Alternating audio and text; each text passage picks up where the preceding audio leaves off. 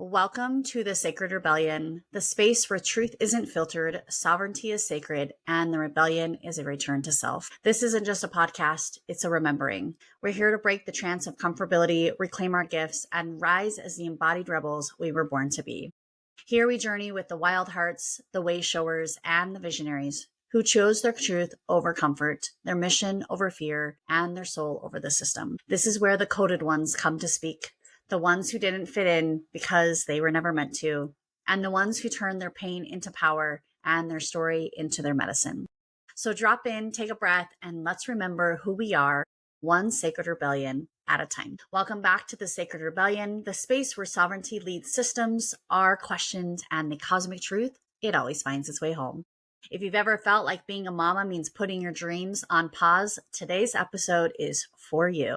It is going to shake that to the core.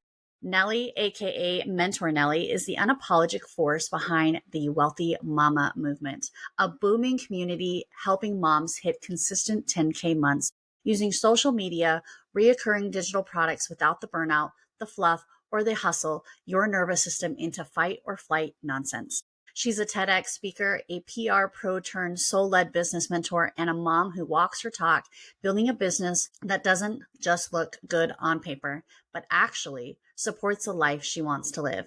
In this episode, we get into the real talk behind success as a mother and a CEO, the mindset shifts, the power of digital simplicity, and the rebellion against the lie that we have been chosen between motherhood and millions. Welcome to the show, Nellie. So excited to be here. Thank you for having me, Michelle. Yeah, I met Nellie a few years ago, and she's so positive. She has so much energy. She's, she's just this powerhouse mama, and I love seeing your quotes every day online. So I'm really excited to dive into all the things. It's going to be so good. It has no other option but with us to be legendary. So good. Yeah, let's do this. Okay, so you built the Wealthy Mama movement from the ground up. What was your turning point, and when did you decide enough is enough? I'm going all in. That is such a good question. For me, it was born from my own postpartum depression. Like, I remember vividly rocking Emma to sleep so many times, just with tears running down my face of like, motherhood feels hard, running a business feels hard. But instead of giving up, I just felt this burning desire to persevere through the sludge, if you will, of like, it shouldn't be this way for us. Like, we shouldn't have to be burnt out and exhausted and feeling like everything is hard. Like, there's moments and glimmers of that, but like, that shouldn't be where we live all day, every day. And that's how I was feeling in postpartum depression, obviously. And so I just felt this just huge calling to like first put my oxygen mask on and then also help so many moms. And it just honestly evolved from there. Just as I healed and got better, more and more women kept coming to me and they're like, I need your help. Like, I've got to figure this out. And it's been so rewarding to help them because I know what it feels like. Like, I'm not just like, oh, that's, such a bummer that you're going through that. It's like, no, I've lived it. And I feel like those are the best type of supporters where they're like, I know what that feels like and I know how to help get you through that. Yeah, I call them codes. It's your pain, yes. Right? It's your pain. Your pain turns into codes, and then the codes turn into medicine. And it's like this beautiful transformational process that while you're in the shit water is what I always call it. We don't think about the magic that's being born. We don't think about, and this is for moms that are listening, like it's that transition phase in labor, right? Like it's hell, it's crappy, the baby's crowning, it's really intense, it's really like you're in it, right? Like you're so in it and you can't see anything. Like if you're in the baby, you're in the womb, you're creating something, you can't see anything.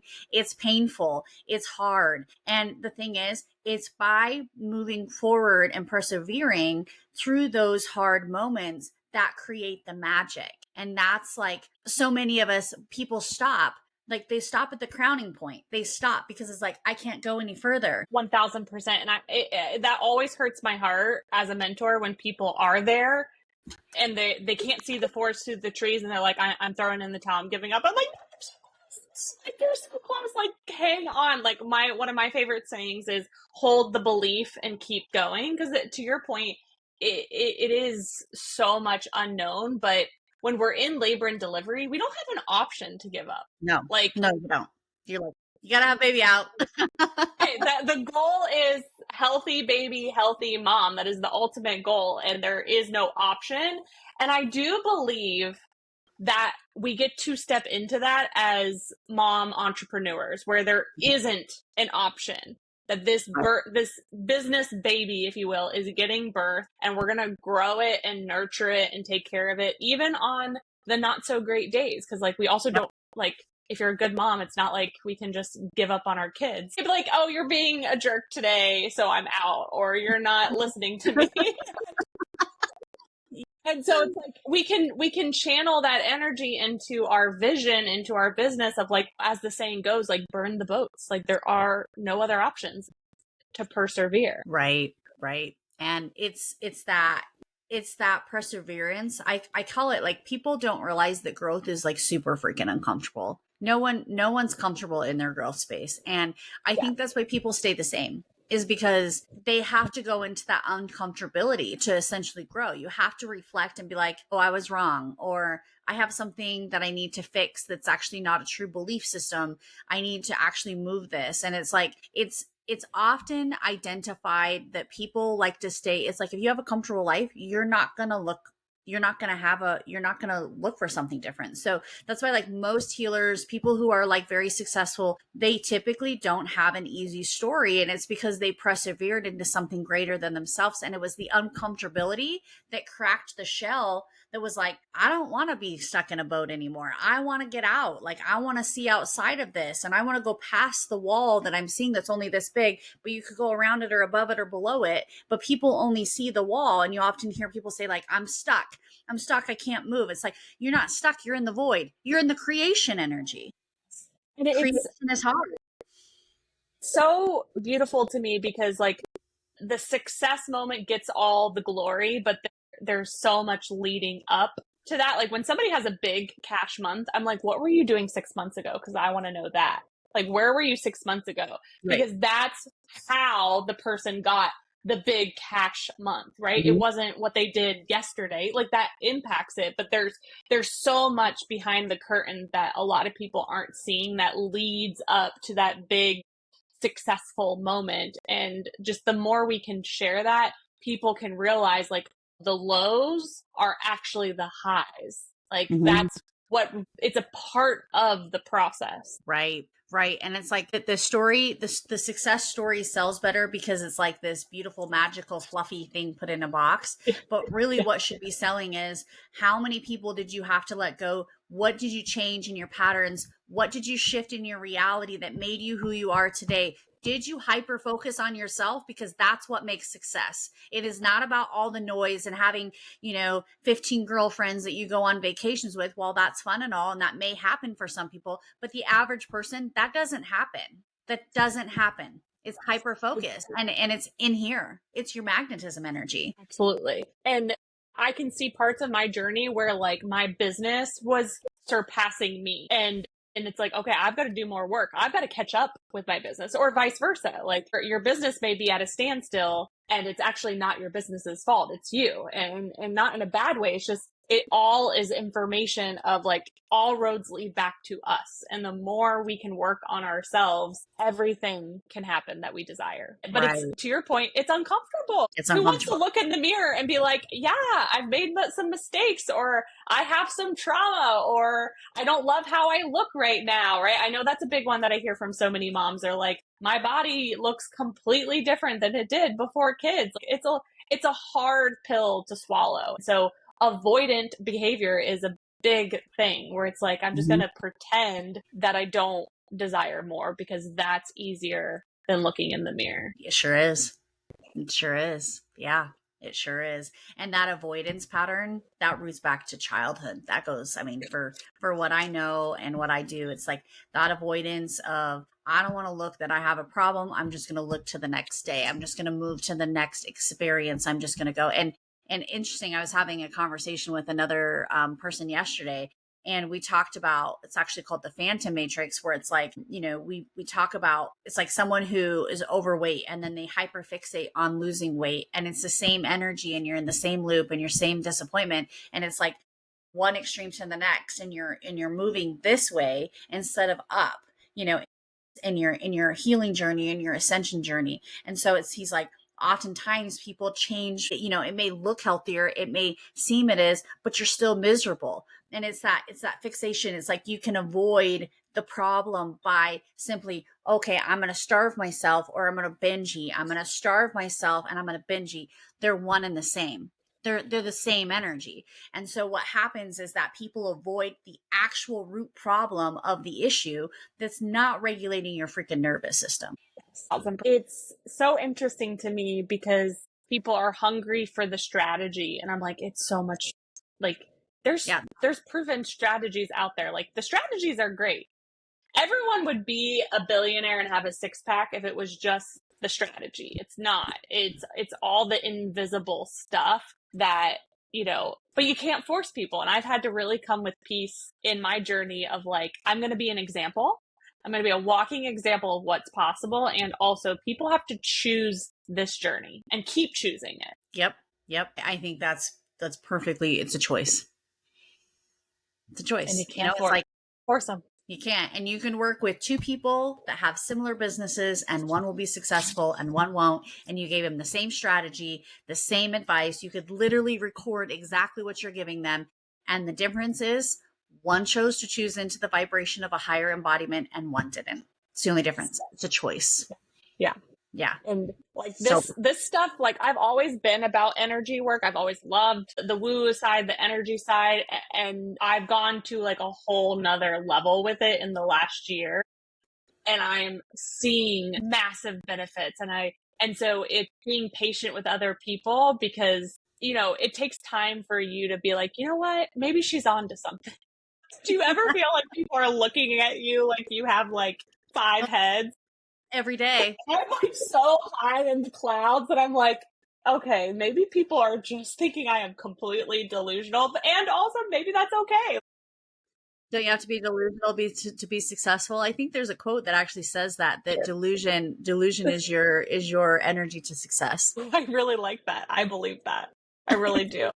You all, and that's how manifestation works, right? Like the manifestation works by telling the universe, actually, what you do is you tell the universe, well, I'm going to go, like, I actually listened to a guy one day and he said, I told everybody I was going on a vacation with a friend. I didn't know whose friend I was going to go on vacation with, but I knew I wanted to go on a vacation and I didn't want to pay for it. So I told the universe, I told everybody I'm going on vacation with friend. And they're like, who are you going with? He's like, the details aren't like, they're not planned out yet. And they're like, oh, okay. Literally, he said, like 2 days later, got a phone call. Hey, I've been thinking about taking you. I want to go on a vacation. I was wondering, I'm going to pay for it all. And like, just totally, it's by tricking the universe, because if you've embodied something that is going to happen, the universe is like, shit, I'm behind. I got to get this going. It like tricks the algorithm, cause we're in a simulation. So we're like tricking the algorithm, like, oh shit, I gotta catch up.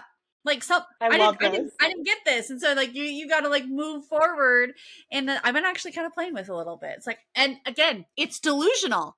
Like he had no idea what friend was going to ask him. He had no idea where he was going. He just wanted to go on a trip. Love this. What a fun game to play. Like, what's the worst that can happen? Like, right. They're like, there's no harm in exactly. trying. No. And it's that's how you manifest. It's like you tell the universe and spirit. I mean, I know you're like, you're in the business side and stuff, but it's the spirit actually works in now. It doesn't work in the past, doesn't work in tomorrow. Like tomorrow I'm going to post my thing. No, now. No, I'm going to be successful right now. And you have to embody that, because that's what it looks like. It's like, as you hold that energy within you, you hold the magnetism by, I know I have 10K months. Every single month I have 10K months. And this is such a magical experience, right? And that's how you move the energy. And not everybody, and it's like I tell some people, I'm like, sometimes you're not there yet because you're pulling in that timeline at that moment, but it doesn't mean you can't talk about it. It's free. It's free to talk about your vision. Yep. It's like one of the most underutilized thing. Like you can easily casually just be like, hey, I'm making $10,000 a month. Like, just like, and this that type of strategy has helped my nervous system regulate so much. Oh, yeah. Because I'm just like, hey, it's for me. It's not for anyone else. Mm-hmm. And I do it in social media posts. I do it in videos. I do it in my private life. And I'm simply doing it to train myself of like, hey, oh yeah, I did that. I'm doing that. And then your brain is like, oh yeah, like, oh cool. All right. And then we move accordingly with that. Mm-hmm. And it's so helpful. Yeah, because your nervous system is the car, the mind is the driver. Yeah. Ooh, I like that.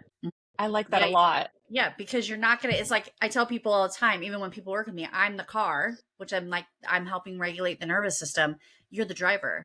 We may not go to the place that you want to go, but you're the deciding factor. But the mind is what controls the reality. So if your nervous system is saying, well, I'm safe to experience this, then you can experience. In fact, I said to somebody the other day, they said, I really want to get this job. I hope. And I said, no, I'm so excited that I'm starting this job in September. That's the energy.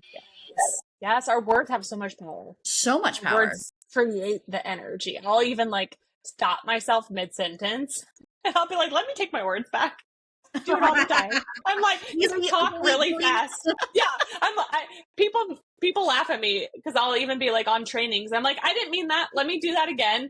And again, I do it for me because I don't want to leave that training and be like, I said something that I really didn't like mean energetically. And so I love to edit literally in real time, no matter if somebody's watching or not. And I'm just, my hope is I'm modeling the imperfectness of energy work. Energy work doesn't mean you're perfect. It means you're actively co-creating and you're so aware that even when you say something or do something that doesn't feel aligned, you're like, let me change that up. I didn't like how that felt, or I didn't agree with that. And I feel like that also cleans up past stuff too. Yeah, I agree with that. So many moms feel torn between being present and being profitable. What's the biggest lie you see mothers believing when it comes to money and business? The biggest lie, the biggest fear I hear from women in $10,000 months is it's going to be so hard that they can't do it with a busy schedule in a family, like a young family. Or even older kids, because let's be real, our kids always need us, no matter their age. Yeah. And so they've made this story on repeat in their head of like, I'm already struggling, no matter if they're making like, you know, whether it's at a day job or even like side hustle, no matter how they're making money, whatever they're making right now, it already feels hard. So they've created the story that like, how the hell do I think I can go to $10,000 months when I'm already barely sleeping? I already don't have enough family time. They're in lack. So how the heck do they feel like they can do it? That's the biggest lie and fear that I hear all the time. And it's valid. It makes sense, but it also doesn't have to be the ultimate truth. Yeah. And that goes back to nervous system, right? It's the lie, the mind telling the nervous system, I'm not safe to make this much money because if I make this much money, then I'm going to have to give up, quote, time, which is a mother's, that's the commodity, right? That's the currency is time. It's actually not money. It's time. A mother's commodity is time. And if she doesn't have any, quote, time, how can she make more money? Exactly. That's and the lie. The guilt. Yes. And the guilt that goes with that of like, well, you know, if I want to do a master class at, 8 p.m. after my kids go to bed, like, how dare I? Like, and a lot of it is so much outside programming. Like, I'll never forget, I was even after labor and delivery with my now almost 3-year-old, somebody scolded me so bad for, bragging that I was out of labor and delivery and I was like checking in with clients in my hospital bed. But it was like, my clients genuinely like they're like, hey, when you think of it, like, I would love to hear from you. Let me know that you're okay. Like, tell me how baby is, all of the things. And like, I literally got reamed from a woman saying, how dare you work from your hospital bed? That is so disgusting. And this is part of the problem. There's so much outside noise, outside programming of what the world is telling a woman. Like, you could kick me off my soapbox because I'm very passionate about this. I love this so much. It is such a fucking problem in our society because no one's questioning my husband. No one's wondering when he's going back to work. He just goes back to work and no one is reaming him. And so it's such loud noise that for a woman that has deep people pleasing tendencies. She doesn't want to ruffle any feathers. She doesn't want to have judgment. And so she dilutes herself and her dreams in order to make everyone else feel good. I call it unrealistic expectations. And they can go fuck themselves. Thank you. Yeah. Yes. Yeah. It's the, you know, oh, you can't go work, or how much money are you going to make? Are you going to be able to pay for childcare if you don't work? Yes. That is so fucked up on so many levels. Are you going to be able to pay for XYZ if you work? It's like there's a separation, you know, and it's not even necessarily, may not even be in your marriage, it may be from somebody else, but it's really interesting to see the dynamic of the expectations that are set on a woman compared to a man. 1000%. It's so much. And I do believe that has created, it's at least a huge part of the financial gap for women is all of that outside noise. And it's going to take trailblazers like you and me to continue to persevere and like fuck the noise. Like we're strong enough to work through the noise, and that's our soul's purpose, right? Like we're paving the way for people to come after us. Like I hope by the time my daughter, you know, goes and builds a career, whatever that is, there is little to no noise where it's like, yeah, go do your thing. Like you're a mom, like that's awesome. And it, because that's how it should be. Like it's, but the world is so afraid of how powerful we are. Yep. That it's a way to keep us under control, caged. Yeah. It's that witch wound, right? It's that witch wound of essentially, you know, if you look at the history of witch, you know, the identification of witches. I've done a ton of research on like how it all came out to play, but it's very interesting. Before the 13th century, women actually had their own jobs and their own careers, and a king decided that he wanted women at home. So he made it illegal for women to own their own businesses in Europe.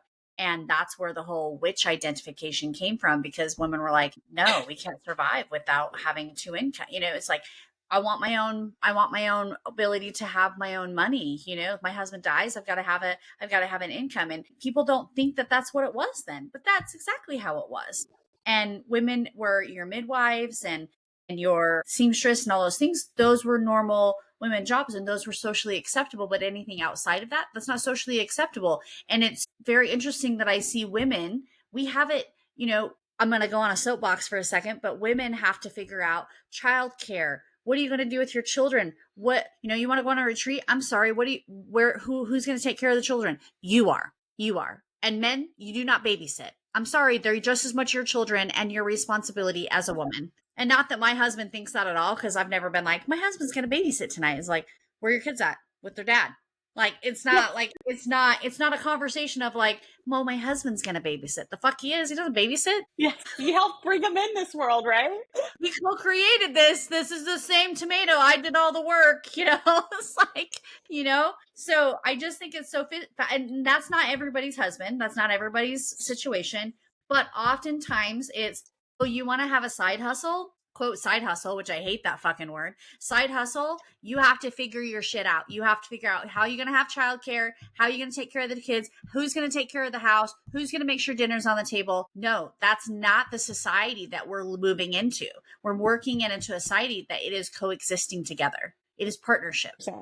And it's really like, it's being stronger than the noise and deciding that despite the noise, I am going to go after this goal, this desire. And that's why the goal can't just be, I want to make $10,000 months. No. It's not enough. Money is not it's just too easy to give up because it is a challenge. So it's like digging deep into those emotions of like, how would this drastically change your life? No matter what the dollar figure is. And really selling ourselves on, oh my gosh, I'd be able to do this. I'd be able to do this. I'd be able to do this. I would be able to, you know, and really like sell ourselves on this would be life-changing. To me, then we have an oath to our kids to go after it. Not just for the money, but what the money will do for the family. Yeah. Yeah. Yeah. Did you read the Let Them book from Mel Robbins? Yes. So there's one part of that book that has stuck with me. And she said, I'm paraphrasing, but the day that I stopped relying on my husband to financially fund my dreams was when my career took off. And my dreams are my financial responsibility. Like our partner may have completely different visions, completely different dreams, and those are their responsibility. And we can co-create and help fund each other's dreams for sure, but like when we stop placing the responsibility on our significant other and we like take our power back and we're like, you know what? I'm at least going to try. Like, what's the worst that can happen? 10 years ago, I was getting paid minimum wage working 80 hours a week. I couldn't even fathom $10,000 a month. So it wasn't even on my radar. But what was on my radar was unlimited financial freedom. I knew I wanted that. I wanted time freedom and I wanted money freedom that no one would ever tell me how much I could make. That was a big thing for me because I went in for a salary evaluation and it got denied. And that moment changed everything for me. I was like, that will be the last time somebody has control over my financial future. And that's really, we need those moments. They light a fire. It's divine intervention, right? Like, although I was, I can literally, if I close my eyes, I can like transport back to that car. And it was so dark and crying my eyes out on the way home. So although I was in like deep, like rejection energy and sadness and anger and frustration, it was like this ball of like, fuck this, I am doing something about it. Right. And that's when I started. It's a catalyst. It really is. And those moments, they're so like looking, like hindsight's always 2020. I would probably still be in that job if I didn't have that moment. Yeah. Well, and a lot of people are stuck in that mindset. They're still stuck in that mindset. And the thing is it's going to take people speaking out through podcasts, through social media, or things like that talk about, you know, people are like, hey, how was your business created? My business was created through anger. No, your business was created through rejection. Right? That people have to realize that a negative emotion isn't, quote, bad. It's a portal. Darkness always. Quote of the day, right there. The darkness always is what co-creates. You don't create in the light. You create in a womb, in a dark space. That's where co-create. That's where. Okay, say it louder for the people in the back. That's how it is created, is through the womb. The womb is what creates life. It's so symbolic. Everything is a mirror. So if we create life, a baby, we go back to moms, in a womb, you create a business in your darkest times. That's how it's created. I feel like, Michelle, those are the businesses that stand the test of time. Right, because that's the why. Yes. If it's this fun, if it's this just like fun, frilly hobby that you're like, I hope I make money, because I see people all day, they're like, this would be fun, or other people have been successful making, you know, a shit ton of money with this, like, I'll try it out. It's not this strong burning flame. So if it's not this strong burning flame, it's too easy to blow it out. And then it's like, one person said no to me. One post didn't make me $1 million. So I'm just going to go back to my life before. So it's like really seeing the dark. I do believe that is not everyone's. So many people's challenge of seeing the darkness as a portal. But it is. But it's easy to go into that victim energy. Yeah. Oh yeah. Well, that's the program. That's the matrix, right? That's the programming is, if I am victimized, then I don't have to be uncomfortable. Then I don't have to grow. And it's really hard to tell somebody that. It's like, and this goes really back into nervous system and expansion and capacity. It's like, I'm busy, mom. I have shit going on, but shit, I recorded 2 podcasts yesterday and I still fed my kids, took them to a swim meet, ran kids to a dance competition, you know, filled insulin. I mean, I did all the things yesterday. And by 9:30 last night, I was like toast. I was like, I'm going bed. Bye. You know, peace. I'm out. Like, sleep is a necessity, right? But also in the same beat, like, there are times that I have to get up in the middle of the night with a diabetic. I have a child with type 1 diabetes. So I get up in the middle of the night, have to give, you know, lows, or I get a beep, or I have to I got a beep. He's almost low. I wonder if he's going to actually get it. So I got to kind of have to be in and out. And it's like the capacity starts with, this is what I have capacity for. I don't have capacity for anything else. And that's where the structure goes in. That's where the no fluff comes in. That's where the hyper focus is. If I want a fucking business to work, then I need to focus on what brings me joy. Because joy, your business should bring you fucking joy. What brings me joy, and anything that doesn't give you joy, burn it to the fucking ground. Yes. And joy is such a magnet for money. Like when the more fun I have, this is one of my affirmations and I wholeheartedly believe it. The more fun I have, no matter if it's fun in business or fun in my personal life, I make more money. My job as chief energy officer is to have more fun. I love that. When I can do that, I can bust through a to-do list. Like we went to Zumbi Bay, which is a water park here a couple weeks ago. It's fun first for me. We have fun first. We had fun. And then I had like a block of time after the water park. My daughter was worn out. I busted through so many business activities so fast, and it was from a high vibration.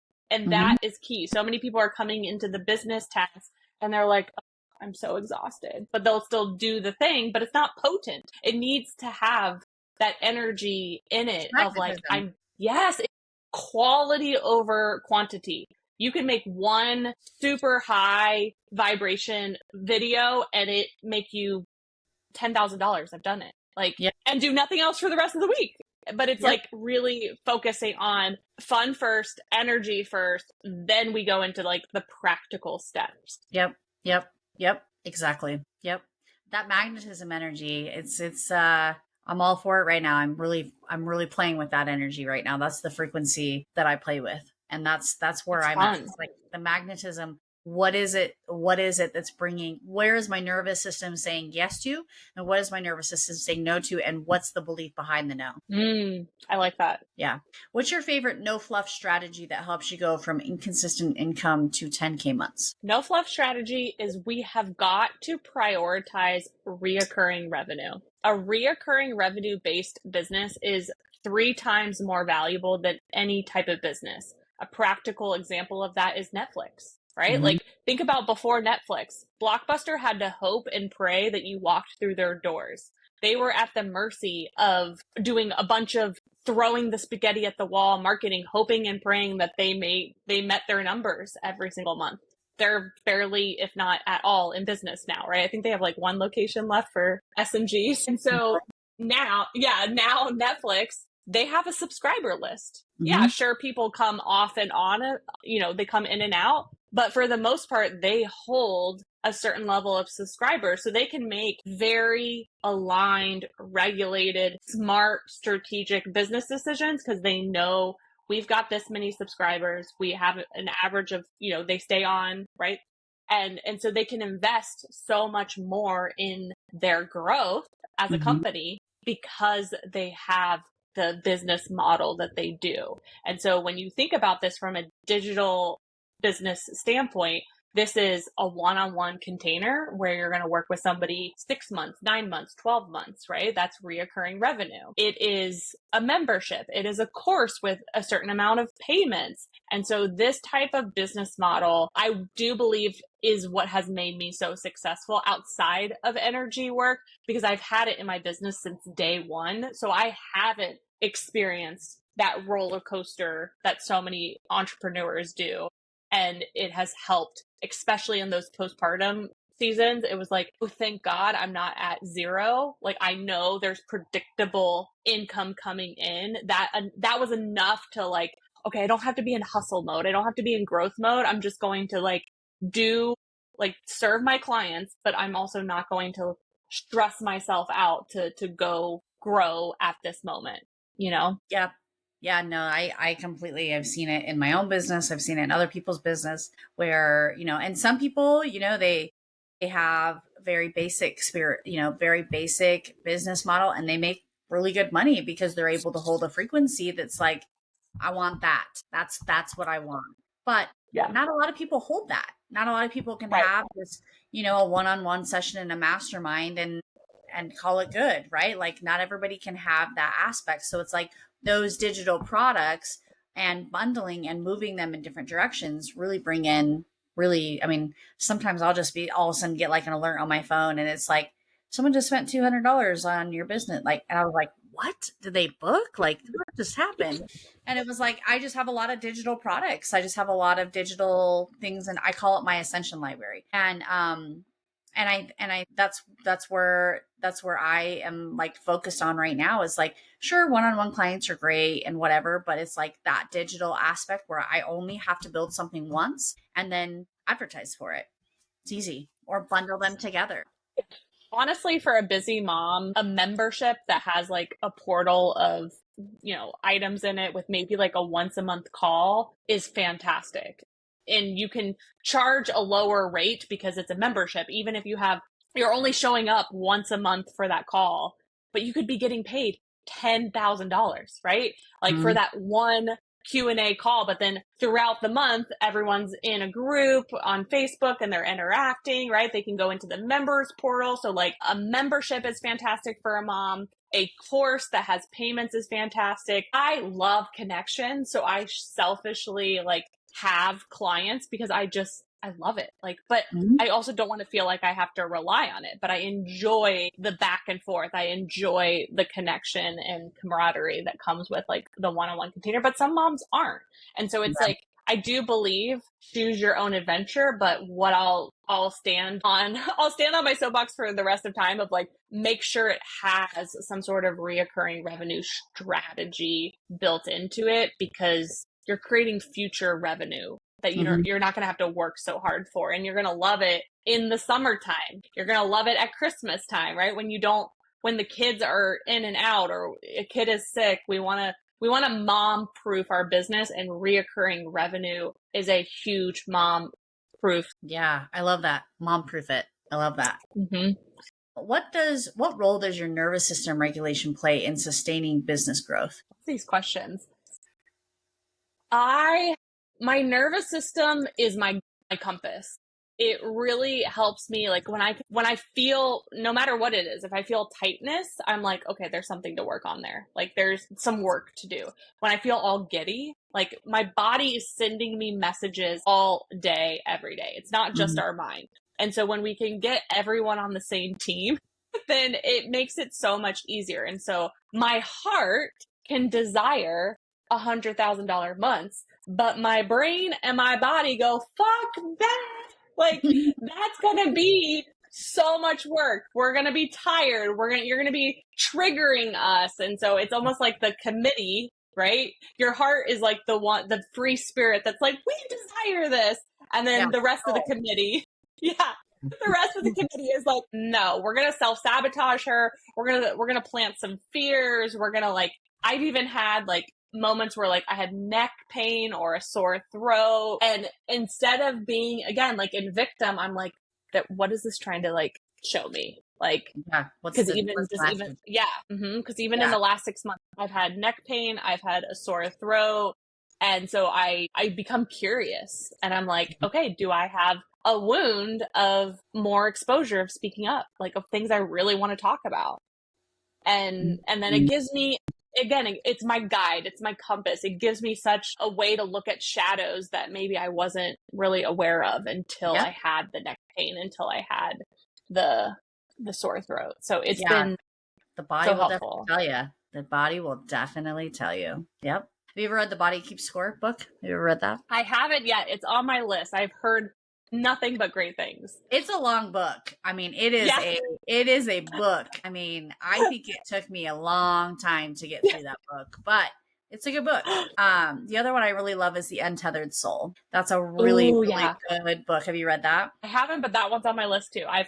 Several people have recommended both of those. Yes, Untethered Soul is so fascinating because he talks about the psychology of the mind, and that the mind is like, if you say hello, do you hear hello back? And it's like, yeah, I just heard hello back. And it's like that inner voice is real. And what's one book that changed your life? Well, Mel Robbins is the most recent one. I read that while I listened to it. That one, I mean, just, she's such a good human. Like, I love her. I don't know how much you know about her backstory, but like, she makes me believe that anything is possible because she had all the odds stacked against her.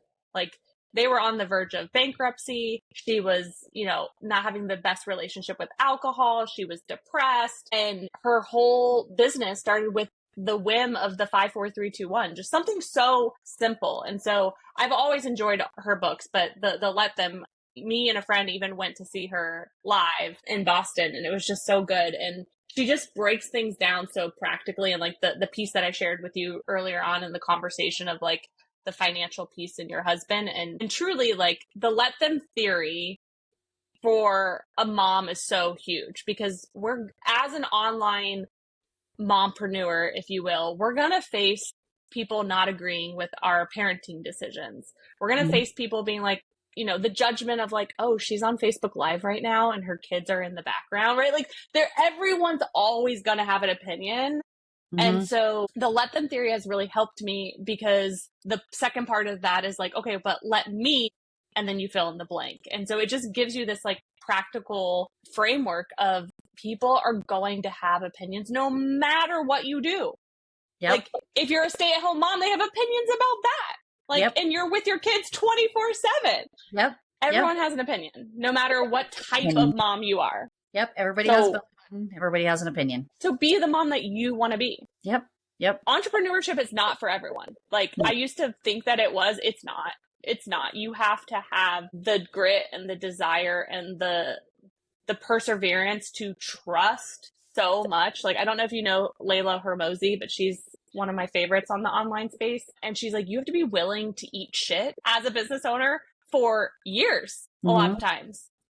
Are you willing to do that? If you are, fantastic. You're not going to get paid what you deserve for a long time. But when you do, it's going to be massive.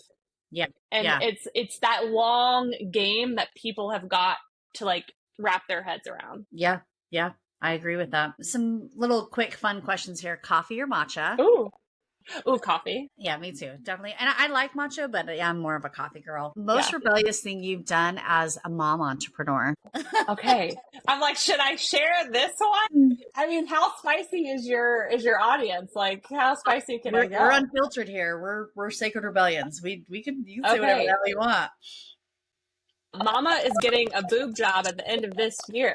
Ooh, are you excited? Yes, I am. It took a lot of mindset work to get there. But I was like, everyone's going to have an opinion, but who the hell cares? What do I want? And like, even my husband was like, please just do this for you. And I'm like, I am doing this for me. Like, you might benefit from it, but it is for me. Because motherhood, again, changes your body. I want to be a hot mom, and I'm just being unapologetic about it.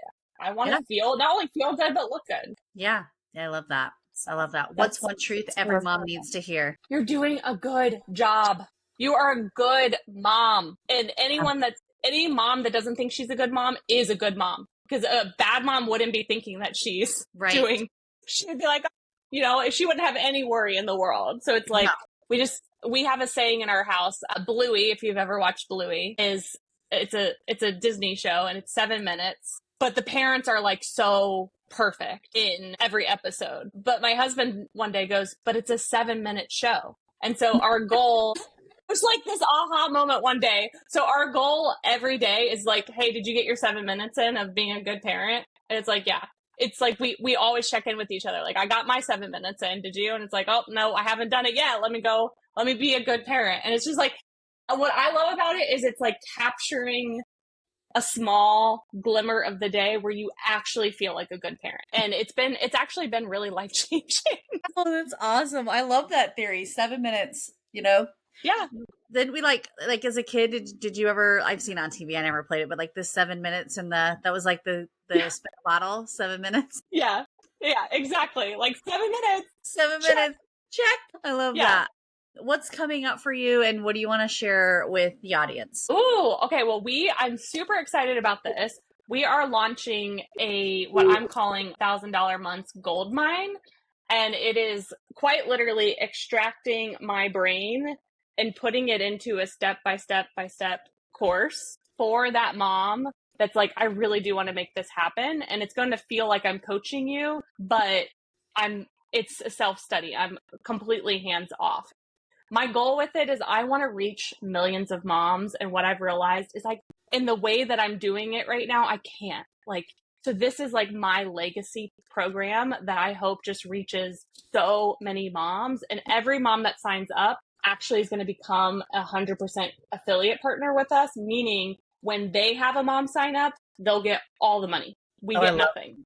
I love and that. It's again, like sharing the wealth. It feels so good. So we are in pre-launch and building it this summer, and I just can't wait to get it out to the world. Like, I want it to be so detailed, so organized, to the point where when the mom logs in, she's like, this is actually possible. Like, I just need to follow these steps. Almost like a brownie recipe, right? Like, you turn over the box of brownies and you know exactly what to do. You just have to follow the recipe. That's my goal. I love that.